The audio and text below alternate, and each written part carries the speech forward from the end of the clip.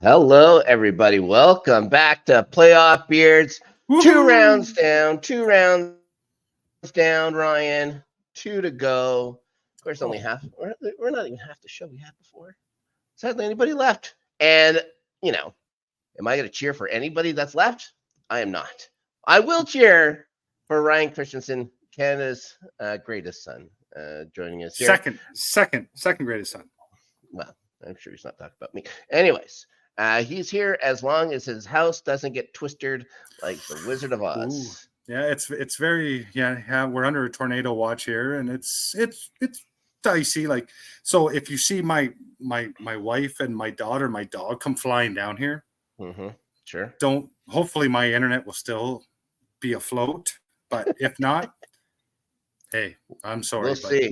We'll see. Wacky weather. I was thinking about it just now. As you were talking, I said, I wonder if you'd actually be the one in the house that goes flying or the one the house crushes. Oh no, I'd be the one You've got the ruby slippers. Oh, I'd be the one flying like a cow there that they had in Twister there. You wouldn't even have the house? I'd be the one that's just going, woo, just going around and around. That'd be me. Oh my gosh. Well, speaking of rounds, we can talk. We have a second round to talk to. We'll talk round 2. Looking over our predictions, you did pretty good. I think I did okay. Yeah, I nailed 1. You nailed 2. I will say I was probably closer on the other one, but we should go over them real fast. I think so. Rangers take out Carolina in 6 games. Maybe should have been over a little faster than that, actually, too. I don't think for as much talk as Carolina had, they sure didn't have much to them, except they had, of course, a 3-1 lead in their ultimate Game 6. And Chris Kreider decided he didn't want that to happen anymore, so he scores a hat trick. Rangers win at 5-3. Carolina's bounced. Does anybody lose any sleep over Carolina not making the conference finals? I don't think so. Maybe those 80 people that they have down in Carolina. I'm sure it's more now. I also think the people that bet Carolina, because they were favored to win the Stanley Cup. They're going crazy. into the playoffs. They were favored to win the Stanley Cup. Yeah. Rangers look good. What are you going to do? Shesterkin's been pretty good this entire playoffs. I'd say he's just a little bit okay. Yeah, he's been good. He's been very One thing I'll say, surprisingly, is the play of Lafreniere. Again, he's been fantastic. He's been fantastic. It's like a no-show in the regular season. He saves it all. He saves it all for the months that he doesn't get paid. He's waiting until the playoffs every single year. So yeah, he's doing a great job over there. Speaking of doing great jobs, and I don't know if you want to consider it a great job. I was going to bring this up later on, but after the series, it gets announced. Rod Brindamore has a contract extension now. Carolina didn't actually announce how long it was going to be. It turns out they're saying it's a 5-year extension. I'm shocked. I can't believe that they would offer him a 5-year extension. They're playing well, sure. They haven't won it. They're not champions or anything like that. I guess maybe they're getting folks into the stands, which is a big deal for Carolina, and they're not just paying like $11 a ticket or anything like that, or getting a ticket with a hot dog anymore. But in this, I don't understand how this is any different than any other NHL coaches that are expected to, be there, and they can't quite get over the hump. I don't care if it's first round, second round, whatever. If you're expected to be this, then I don't understand how although I do understand one team, but I don't know why there is such an emphasis on this coach has this team, like they listen to him. Well, okay. So you lost to a better team. Mm-hmm. You were out-coached. So obviously there's something there. Yep. They went into it and Laviolette also should know the Carolina market, the Carolina team. Of course, he's the coach that brought them their Stanley Cup. And Brind'Amour wasn't he the captain of that team as well? Brind'Amour was the captain. Yeah, so they're both intrinsically related. It's just the Rangers were better. What are you gonna do? They're just better. I don't mind the extension, but 5 years is pretty extreme if you ask me. Like I wouldn't mind maybe a 1 or 2 year extension just to see, but five is pretty extreme. You know what? One thing I'm known for is thinking about things, Ryan. As you well know. You think a lot. Oh boy, don't get me started. So I was thinking maybe the Leafs were in contact with Brind'Amour. I think so. And thinking that Carolina wanted to nail down their coach and stuff like this. Like, well, we're ready to give you 5 years. Like usually, 3 years is a lot for a coach, in my opinion. So 5 is quite a lot. And, Brind'Amour, they don't have to sell anybody on Brind'Amour in Carolina. They know what they're getting. It's safe for them. 5 years, it wouldn't work in a place like Toronto, obviously. It wouldn't work in New York. No. It wouldn't work even in, say, Minnesota. It'll work in Carolina. No. I think it'll work out for them fine. It worked out for Brind'Amour, I can tell you that. All right, let's move on. The other series. Oh, by the way, this is one of the series you nailed. You called the Rangers in 6. I called the Carolina in 7. 7. That wasn't great. That wasn't great. We both knew it was going to be a longer series. I thought they could have been way sooner than that too. They could have been 4. Well, it could have been 5. Mm-hmm. I mean, I give all the kudos to the world to Carolina for bouncing back, for battling, for doing what that team can do. They have a lot of decisions to make going into this off season, and obviously, number one is going to be goaltending, which is very similar to a lot of conversation we could have about a lot of other teams. Yeah, I was going to say they can join the club when it comes to they can join the club. So, but they also have a lot of unrestricted free agents that are going to be very sought after by other teams. Martin Nakash. I just look at their defense. Pesky, like you got Pesci. There's 2 more, I believe, that are unrestricted. Like they have a lot of decisions to make in Carolina, and for me to give Brind'Amour that big of a contract, it's it seems like that they have a plan in place, but can they execute it? We'll see. We'll have to wait to see. We'll see. I think they're in a comfortable spot in their division and stuff like that too. I think so. I don't think Carolina is not going to be a good team going forward. It's just have they reached their potential with certain people? Yeah, Freddie Anderson is definitely not the road to take to the Stanley Cup. That's for sure. I think that's been proven. Well, no, he proved that in Toronto, so we're good. Toronto doesn't count. They're cursed. They're cursed forever, and I'm here. I'm here for it. Okay, of course. Let's move on. There was the other Eastern Conference matchup, and this thing was turning into a bloodbath. I was here for it. Wild. Like I keep saying, the Jets can't win. I'm hoping for injuries, and start getting some injuries. Florida and Boston. I am the one who nailed this one, Mister. I called Florida in 6. I didn't think it would be this dirty. I didn't think it would be that. And to see Brad Marchand get on the receiving end of some nasty play, I was not going to cry about it. We've had some offline chatter about this with Brad Marchand, and yes, is he a player that you just go, what are you doing? Yep. Yes, we all have said that. You need to be better. You need to do this. But if Brad Marchand was on any of our teams that we cheer for, we'd be the biggest Brad Marchand supporter you've ever met. Probably. So, I mean, yeah, we hate him because he's with Boston, but we've also hated a lot of other players. I hate a lot of players on a lot of teams. I don't think it's just because of Well, Boston. I think it's because of him mostly.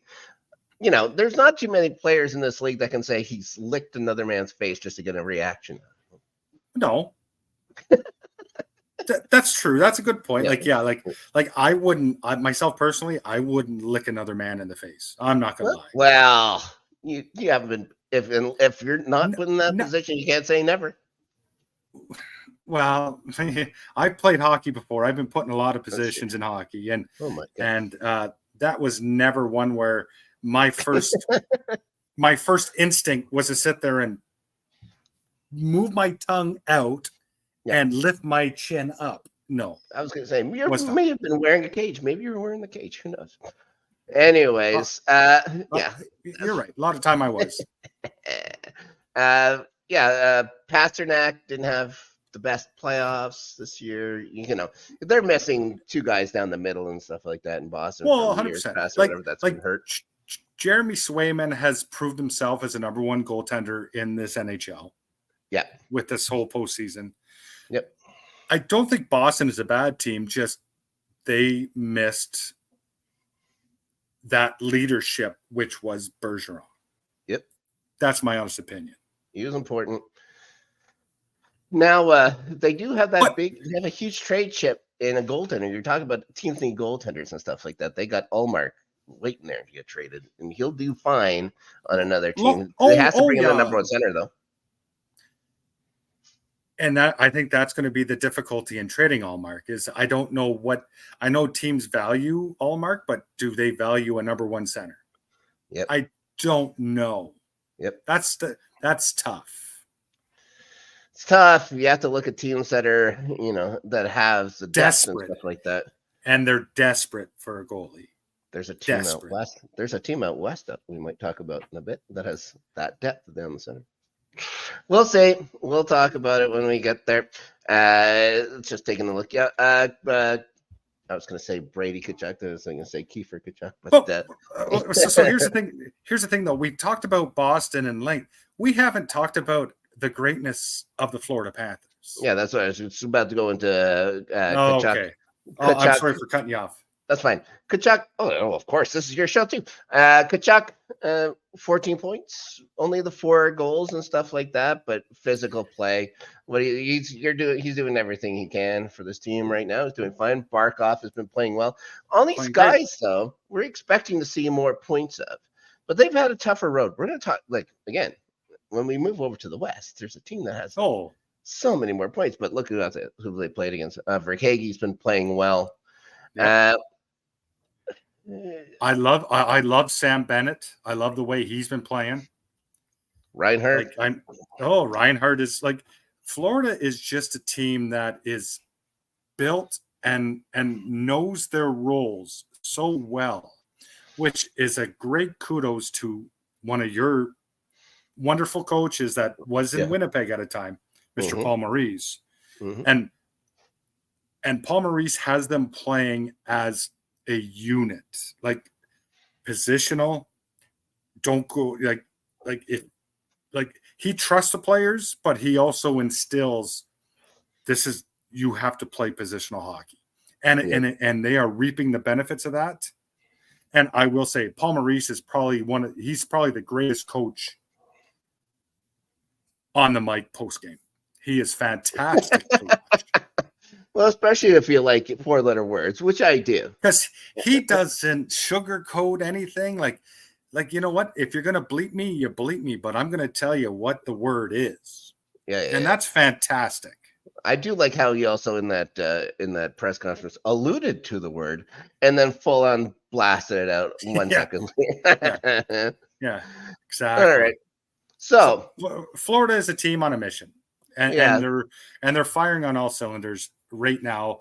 They got through Boston. I mean, Boston, they played as well as they could, but it's not enough against a team like Florida. Nope. Bobrovsky not playing great. but still But getting the job done, coming up with the saves when he absolutely needed, I guess. Didn't have to play great. He didn't have to steal a game in that series. So he might have to in this next one coming up. Well, and we will talk about that. Yeah, let's talk about it right now. We've talked about the two teams. Now let's talk about them coming together. Okay. Rangers, Florida. I think this is going to be one of the conference finals that people were most excited to see. Tough to choose. Oh, for sure. I was like I had these two teams in the conference finals. Mm-hmm.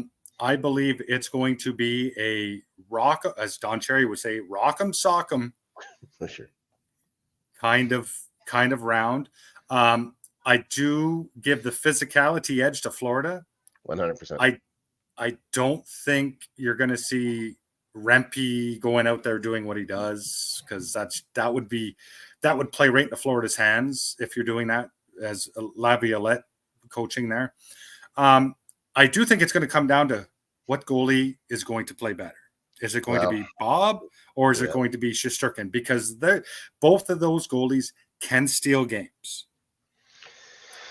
Shesterkin coming in with a .923 save percentage for the playoffs. Yeah, that's Bobrovsky a 902. A 902. Oh, they're both weak.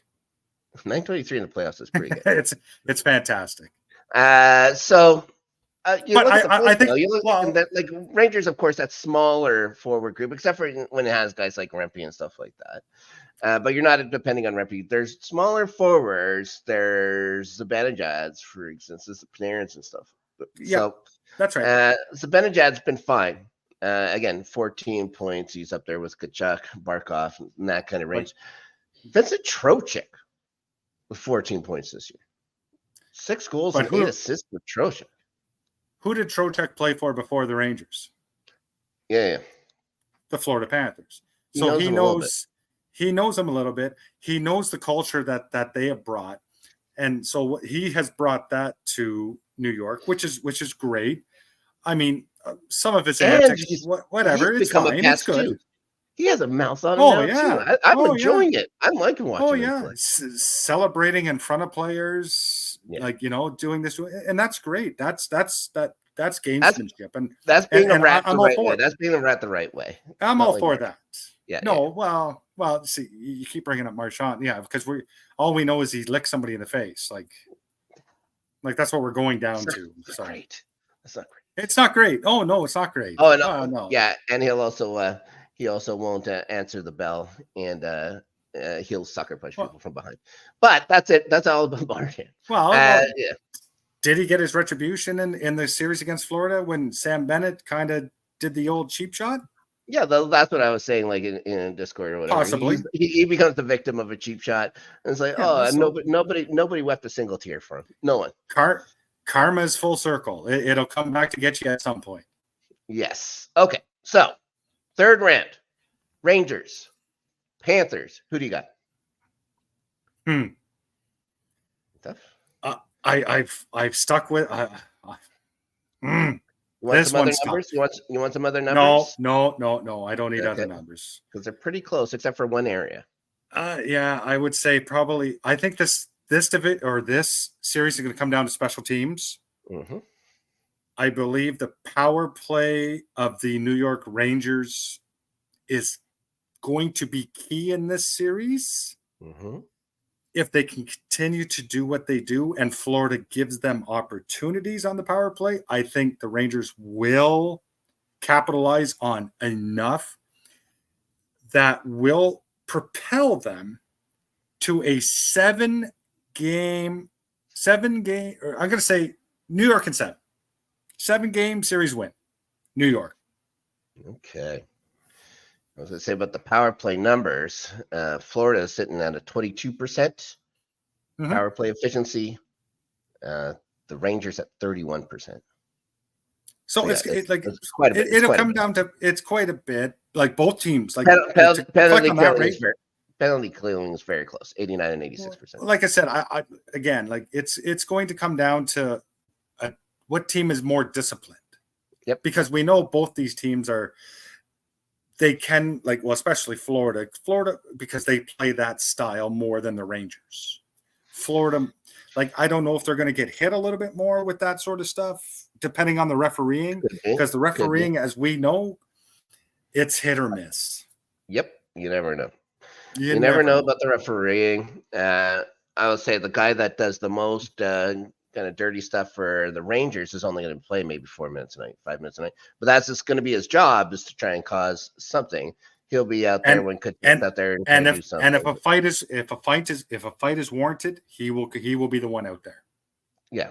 Yes. Except if it's against a guy from the Devils. But I am going to say, for my prediction, let's hear third round matchup. Let's hear the great Snark's prediction. I predict, because it's only fun if we disagree, I'm going to go Florida in 7. I'm going to say they win it. MSG. Which I'm not. It's no fair. It's no fun if we're picking the same one. No, but in the same token, like, we both realize this is going to be a great long series. They're going to have to hope they leave something for the end, because whoever they're going to go against is pretty good. Yeah, I would think so. Mm-hmm. But again, I think this is going to be a hard fought. They're going to leave it all out on the ice, 7-game series, regardless of who wins. We as fans are going to be entertained, and that's all we can ask for. You got that right. Okay, let's move out west. And Dallas takes care of our pal Adelia's Avalanche in 6 games. A series that you nailed, by the way. I nailed her. Yeah, because you had Colorado in 7, I think, eh? Yeah, well, their leading goal scorer from the first round had a fast exit. Okay. I will concede that they were losing. Nikushin was a blow to them. I don't think he's the complete reason they lost the series, though. No. Dallas is a strong team. Dallas they've got goaltending, they've got size, they got scoring and stuff like that. Like, and they did a good job. Like, what's the name of that kid? Wyatt Johnson. Like, Wyatt Johnson he had a great first round, but only an okay second round. But he's still right place, right time. Like, it's amazing how this rookie and like I mentioned it the last show too. Not just Wyatt Johnson, but this Logan Stankhausen or whatever his name is there. Yes, yeah, such a funny name. It is, but I mean, these they have rookies, they have midline, they have top line. They're all firing on cylinders. That, you know what, it's just a beautiful game to watch when they are on the ice. And one thing that Dallas has been pretty much in control of themselves. They're not giving up too many penalties, and that's good, because their penalty killing's been terrible. Mm-hmm. It's been awful. So as they can stay out, they've managed to stay out of the box for the most part. 5-on-5, they're a hell of a team to play against. They just got size and speed. They got defense. They got goaltending. It's tough to see if anyone can beat them. It's just that their special teams aren't great. No, they're not great. They haven't been. No. But their 5-on-5 is spectacular. It's going to have to be too. It's going to have to be as well. I mean, I also look at, like, it, no offense to Winnipeg, like, I mean, I don't think Winnipeg should have lost the first round. But I mean, your goaltender and just didn't play up to the potential and the level that needed to be done to win. Yeah. Just our goaltender, all 4 lines in our defense didn't play very well. But well, holy Christ! Then you might as well put Rick Bowness out there and play. Get him on skates. He put himself out there. He's the one who said I didn't have them prepared, and then retired 2 days later. So, I don't know. I think they wanted to go, toe to toe with these guys and goal scoring and stuff like that, and just forgot about everything they did all year. So, what are you gonna do? I think you're right. Yeah, I think the Avs dragged them into it. So they were smarter than the Jets. There you go. Yeah, and it's weren't smarter than the Stars. That's all. It's not like the Avs were out of every game either. They were there in some games, but Dallas just seemed to have that extra, that extra layer that is required this time of year in hockey. Yep. Okay. So it's tough. Like, No. I hate both of the teams that are left. I hate Dallas.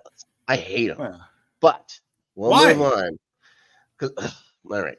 So we are also going to talk about the last matchup, the All Canadian matchup, the former Smythe Division matchup here. Which was fantastic to watch. It was great. We got some, I say, surprising hockey out of it. But Edmonton gets it done in the 7th game. I'm shocked it went to 7, but that's just, we could talk about that. Yeah, well, especially Chivas has to start every game. Thatcher Demko couldn't make it back in. Speaking of not making it back in, Brock Beckner couldn't make game 7. Oh, well, you know what? Yeah, it seemed like everything was against Vancouver coming. Not even just coming in, but like as the series went on, it seemed like everything was against Vancouver. Yeah, you had Chivas, but my God, he was not the one that lost the series for Vancouver. Oh, no. I think he played fantastic. For nobody having to go up against that offense 7 times.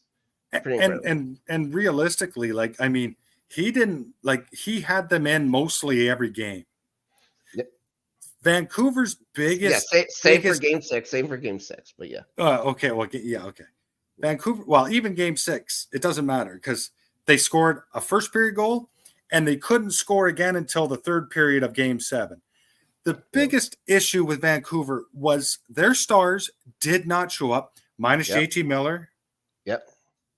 But Elias Pettersson, I think I had to call his parents to ask him where he is because I had no idea what's going on with him. Quinn Hughes was okay, but I'm sorry, but as the captain, you need to play better. You need to lead this team. I think he's put in a bit of a tough spot when he's so young and having to deal up with those guys all the time. It's going to be tough.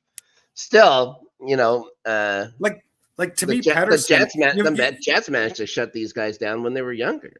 So I don't know exactly. If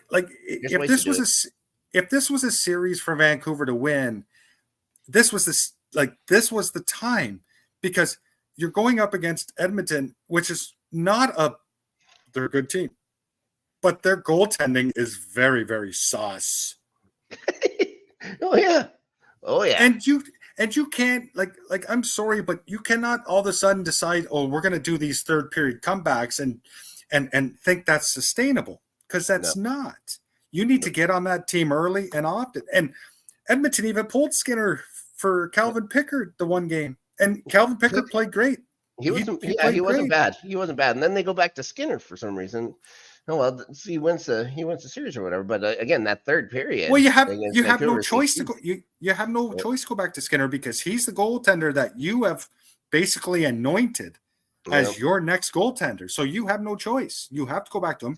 And Vancouver could not take advantage of his shaky play. No. It's going to be a lot different when they have to go to Texas. That's all I'm going to say. Them throwing 3 lines like that out there. That's once we get to that series, like we'll talk about it. But I don't think Edmonton has a shot. They couldn't even they had the one good game, the one outbreak game, which was game 6 where they scored 5 goals against Vancouver. Yeah. Vancouver's playing their 3rd string goalie and the most you can muster is 2-3 goals a game, and you're supposed to be this high-powered offense? Yep. Yeah. No. Here's the deal. Thanks. With that series, we'll talk that series now. Also, I just wanted to say, Chris Knobloch, the Edmonton coach, he looks like he'd be like one of those old-timey preachers in a movie. That's a ghost. Yes. You know what I mean? When it comes down, he has that weird sunken face. But he's also tall and slender and everything too. Oh yeah, he could be like that guy from Poltergeist or whatever. Yes, that's a good shout. Yikes. I don't want to. I don't want to mess with that. No, it's like Chris Knobloch's the coach. That probably means that your arena is built on an old native burial ground. Whoa! We're not going. Whoa! That's how what happened with Poltergeist. Spoilers to Poltergeist, everybody. Spoilers to Poltergeist. Okay, let's move on to Dallas, Edmonton. Dallas with the home ice advantage in this one. Mhm. Now, two glaring things. There's two glaring things. First when you Shut look him at out. it, Shut him out. the points that the Oilers forwards are getting and stuff like that is crazy, and their defense. But they had the easiest round one matchup. To be fair, they got to play the LA Kings in the first round. So those numbers might be a little inflated. Like Draisaitl's 24 points so far. Yeah. Well, they got the, McDavid only 2 goals. 2 goals for McDavid so far. but Still they 21 points. they have 3 players with over 20 points, eh? Yeah. Evan Bouchard Because from the blue line. what's going on with him? Holy gee, he's turned into Eric Carlson, but bigger But yeah, younger. Don't forget and that. younger, Yeah. and makes a lot less, which is perfect. Well, so right now he does. Right now. Well, yeah, true. That's a good Not for point. long. Good point. Hyman has 11 goals for them too. He kept up the pace He or just whatever. keeps scoring. He just keeps scoring. Like, I mean, he gets them goals. It's like, okay, it hit you in the ass and it went in. But you know what? Good on him.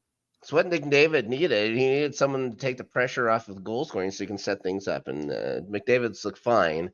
Maybe not the same type of player he's been in the last couple of years, but I think this is the kind of player they wanted him to be. Actually, McDavid was very quiet in Game 7 against Vancouver, and I was surprised. I thought he'd come out and just dominate, but he didn't. So that scares me moving forward. The two glaring things I was going to talk about. Of course, one, the goaltending.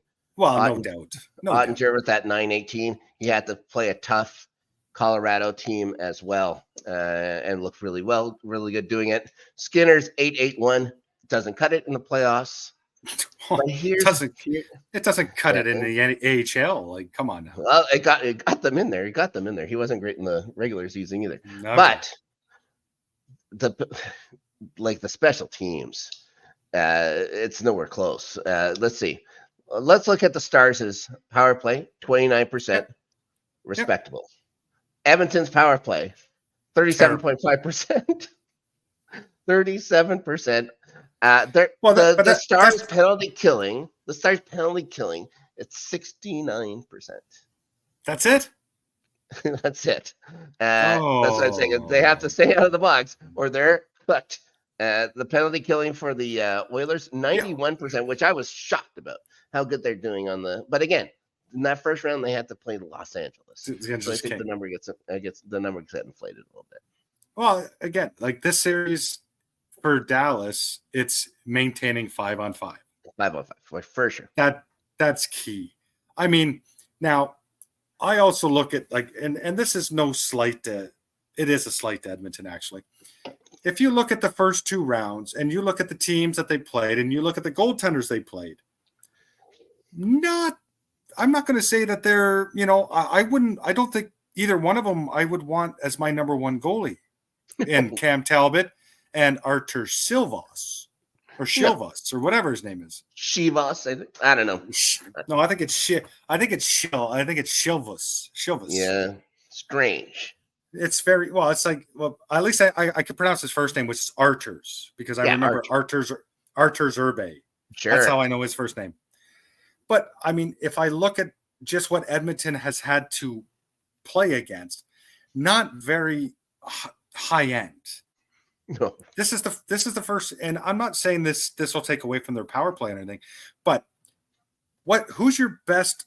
Like if you're shorthanded, who is going to be your best player if you want to win? It's your goalkeeper. And now they are actually playing a goalkeeper that can do that in Mr. Ottinger. Mm-hmm. So I don't think Edmonton has faced a goalie of his that can do or that can steal a game that they've gone through in the first 2 rounds. I think an important thing as well. Yeah. Oh, sorry. Go ahead. No. Go ahead. I was going to say an important thing as well is they're going to be going up against defensemen and forwards that have quite a bit of size to them. So to get to the front of the net is going to be nowhere near as easy as it has been. Like the biggest guy in LA, for instance, was probably Dubois, and he might be the softest guy in the NHL right now. I think the biggest. I think it was a good test for Edmonton with Zadorov in Vancouver because he's a burly guy. Yep. Cheap shot. You know, he's cheap shotter, physical, but hey, it is what it is. Mm-hmm. You know, so I think Edmonton, like from a playing against a bigger defensive group standpoint, kind of has an idea. But Dallas again it's they're just like, and it's no offense to Vancouver because Vancouver is a great team, but Dallas is just a much better constructive team than what Vancouver is. I think also Dallas is more ready for this than Vancouver was. Vancouver's still Vancouver's young. Yep. Vancouver's young. Yeah, Dallas has been here. They know what it's like, so it's nothing unexpected to them when it comes to media or just the sense of the game, the heightness of the game. Right. Okay. So prediction time for the Western Conference Final. You want me to go first? You want to go first? I went first last time. You can go first this time. I was going to say you had to swallow it. Take it first last time. I am going to say, and this is tough because you look at those special teams numbers and the two guys that are going to rip them apart or should be able to, but I'm still going to say Dallas in 6. I think Ottinger is a huge difference, and Dallas just has guys that can score goals, and they're tough to play against, and they stay out of the box. That's very fair. So for my prediction, I know also you hate don't the goddamn Oilers. Well, yeah, exactly. Why don't you just say how you really feel? Is like you're not picking the Oilers, even if they were clear-cut favorites. You're not picking them. So I know. So for me, I know you don't like picking the same, but I'm going to have to agree with you. It will be Dallas. Mm-hmm. But I have in 5. Ooh, take care of them quick. I like it. I don't like. I like as a Canadian boy. Both you and I like. I want a Canadian team to do well. Not me. Just don't. I just. Oh, don't I do want the team to. You do want one, and you're wearing the jersey right now. Sure. I just don't think Edmonton has what it like. I think if they went out next year and got themselves a bona fide number 1 goaltender, I think they might have a team that can do it. But I just think that with Stuart Skinner in between the pipes, I just don't think he's enough because Dallas is just too potent, too balanced. And if they can stay out of the box, I don't see even a chance for Edmonton to do anything. So that's why I'm going Dallas in 5.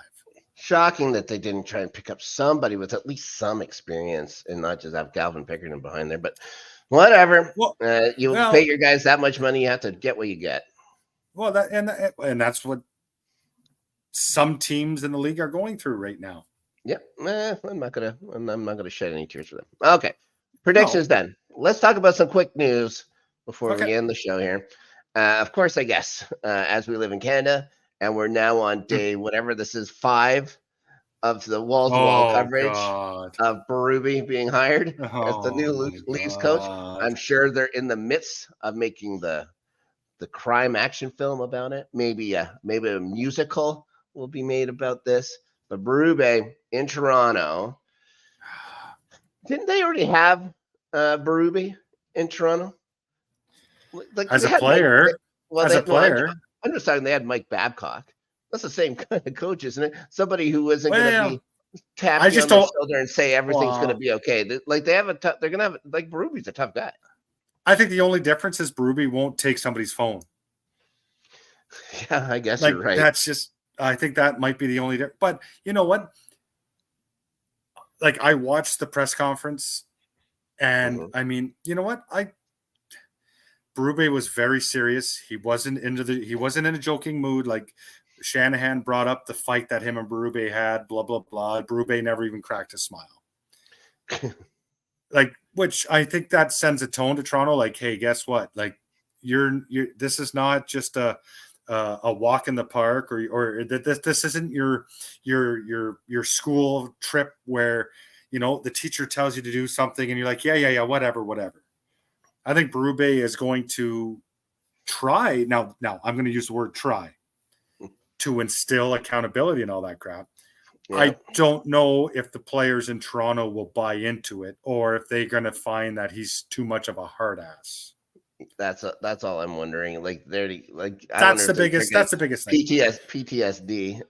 Like But I think players like Marner, or sorry, not Marner, Matthews and Nylander and that, I think they will be fine. But I think you have to get rid of Mitch. Mitch Marner is not going to play in that system. He's not. You got to get rid of him. I could see Nylander being fine with it. He's well, he seemed like his dad played. His dad's played like he knows the business. Like everyone knows that Matthews is most important in Toronto. He'll be fine. He's gonna get he's the washed out version. But is Marner going to be there? Is Marner going to be there? Because that's the one who him and Babcock really had problems. No, you have to. I don't care. Like now, I've seen a whack of reports of where Marner could go. Like there was a report to Chicago for Seth Jones and that. To me, that no, you're just throwing. Like you might as well just tell Marner to go kick bricks and let him walk for nothing. They got to be able to sign him. They have to be able to sign him. He's on his last year. I don't know how much money he's going to make on this other deal. But then he can't make as much. No, he can't. But then I've seen reports where Nashville might be willing to give up Saros and all that. So is that an option that they can go down? I don't know. To me, the biggest mistake Toronto made this year is keeping Shanahan. That to me, that's the biggest mistake that they've made. Yeah, not great. And it's the Shanahan plan. So everyone knows this. That Toronto wants to keep it up. I'm fine with though, because it's not working, and I don't ever want to see them happy ever. Okay. Speaking of Toronto, I had a question earlier. Earlier. I was going to ask if you think that Dubas is going to replace Mike Sullivan with Sheldon Keefe, but that's out the window. No, I thought. You know what? I thought the exact same thing. I thought, like as soon as I heard that Keefe was relieved of his duties in Toronto, my first inclination was, oh God, he's going to Pittsburgh. Yeah, but lo and behold, he goes to New Jersey, which I love. Yeah, it's a different team. He still has no goaltending. He still has no goaltending. So but the poor guy. Yeah, so I mean, but still, do I think Sheldon Keefe is a bad coach? Absolutely not. He just wasn't. It's good. Oh, it's fantastic! Like his regular season, not his playoff record. Oh no. But regular season is fantastic. Like I mean, he's had the Toronto Maple Leafs over 100 points for 3 or 4 seasons now. Yeah, which is great. He's not a bad coach. He just wasn't the person that needed to be the voice in that Toronto dressing room. Yeah, and I think that was very clear. Like I think even last year, even though they won their first round series, I still don't think he still probably should have been let go even after they lost 10 or Boston in the second, or Florida in the second round. He still should have been let go, because that's still, if your expectation was only the second round, then I'm sorry, but you guys as Toronto Maple Leaf executives and fans, you need to go away and give your head a shake, because that's not the goal. Yeah, it was the same with Maurice here. I will say, after a while, if there's no trophies in the cabinet from this guy, you have to try something else. Your job is to win it and not be fighting with somebody. You don't want to. You have to evolve as a team and as an organization, and sometimes it just the coach is the obvious one, even though it's not the coach is doing that. The team hasn't progressed to where the organization thought they should be, but. It's just that's just the nature of the beast when it comes to head coaching in any professional sport. You're the scapegoat. Yeah, you get hired to get fired. 100%. And you know what? It didn't take Sheldon Keefe long. Like he got paid by Toronto, and now he's going to get paid by New Jersey. Good for him. Yep, it's fine. I'll hardly it's New Jersey, so I'll hardly ever have to look at his face anymore, which is fine. Oh, exactly. Next. We thought Jim Hiller staying on in LA, permanent now. Good Not record surprised. with them. Good record with them. Not surprised. Like, I mean, I think 21-12-1 taking over from McClellan. Yeah, I think he's earned the right to at least be taking that interim tag off and seeing what they can do. I mean, LA, obviously, they're an older team. They have probably the worst person in the league and PLD. Only for another 7 years or whatever it is. Oh yeah. But he's doing. Oh, he's fantastic over with Canada over in the World Cup there. I was going to ask if you watched any of that. Yikes. Oh, I have. It's yikes. Like Jordan Binnington, you might as well just put you might as well not even put pads on. You're just jumping at every puck. Terrible. Yeah. Awful. But that's neither here nor there. But I think I don't mind him getting that interim tag taken off him. I think he's earned the right to at least a full year. Yeah, the Kings shouldn't have made the playoffs this year. They did make the playoffs, so you got to give them credit for that. That's right. One more coaching news or whatever, and that there's no news. Still no hire in Winnipeg. I'm still sure it's going to be Arneal. I think they do want to talk to Todd Nelson, though. Who's doing a good job. Which I think, Shovel Day Off just wants to make sure he does all his due diligence and that. Talk to everybody. But you want to get somebody quick because that draft is coming up very soon. Yep. So you need somebody. That's why I still say it's going to be Arneal. I think I think maybe they want to talk with Todd Nelson more to see if he'll join the squad. If he'll join if he'll take over Arneal's spot on the bench. So. And also, Shovel Day Off worked with Nelson or whatever when they were at the Chicago Wolves. But they definitely need to make a decision sooner rather than later. They do. Yeah. Just more fun for me. Coaching fun. Yeah. Oh yeah. Just the carousel, the coaching carousel. It's fantastic. Yeah, that's what it is. Like, yeah, I don't like to. I won't want. What would I want Todd McClellan here and stuff like that? Anyway. Yeah, it doesn't make any sense. Yeah. Okay, Ryan, we're all finished. Thank you so much. Thank you. But I will say, the background we have, this is fantastic. That Brazilian guy knows how to nail down a hockey rink for sure. Again, every time I look at it, I'm trying to see what that scoreboard says, but I can't make it out. It looks like it looks like a couple of things. Either looks like to me, it looks like either A, going for a late night game of shinny on acid, or it looks like that endless love scene from Happy Gilmore. It's like friends can skate to endless love in the dark. Anyways, of course. Thank you, Danny. Thank you very much. Awesome. It's fantastic, Danny. You did a hell of a job. Yeah. Okay. So I know you don't have much else here on the network, but starting 11, we just had our season finale on Tuesday, end of the Premier League year there. And I will say, I tuned in for your last couple of shows. You guys do a phenomenal job covering the English Premier League and all that stuff. You do, it's top notch. I wish more people would view in to see just how intelligent both you and Adelia talk about English Premier League. Yeesh. Well, about each of your 50% right. About each of your respective teams. Okay, let's put it that way. That team of mine. Anyways, didn't even give me a week to rest. Anyways, all right. Now, speaking of coaching carousels, all right. So everybody, that's also here on the highlights.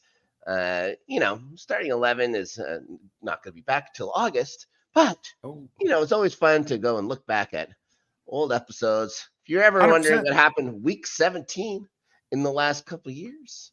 You ever want to see Snark? Yeah, you want to see Snark just lose it. Just go back to one of the previous episodes. Just look for the Chelsea losses. What else? I got over on the Entertainment Network. Ryan. You have stuff on Entertainment Channel too. Don't get me started. Let's get ready. Network After Snark. That's weekends. It's the show I do with the guy who did this, Danny. We're going to be talking about summer TV shows coming up this year. This coming weekend, also Adelia and I, the aforementioned Adelia. We've got the Rewatchers Council. It's Thursdays. It comes out Thursdays on the Entertainment Channel. That's our full 144 episode rewatch of Buffy the Vampire Slayer. You haven't finished that yet? We're barely started. Oh my Barely Lord. scratched the surface. Wow. Yes. You guys, like the content you're putting out is unreal. Oh my gosh. So yeah, we just did the episode for Ted. Nice. Yes. So that's out this week. Bad Eggs is next week. It might be more fun. So thanks everybody for joining us. Yeah, join our Patreon too. There you go.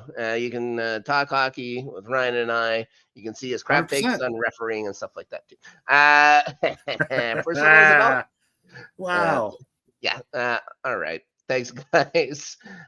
Hopefully make it back for a watch along, but we'll have to see. I've been so busy. And if not, we'll definitely be back for the finals.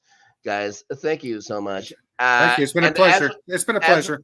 As we say in Canada, bye-bye, au revoir. Au revoir. Oh, my God.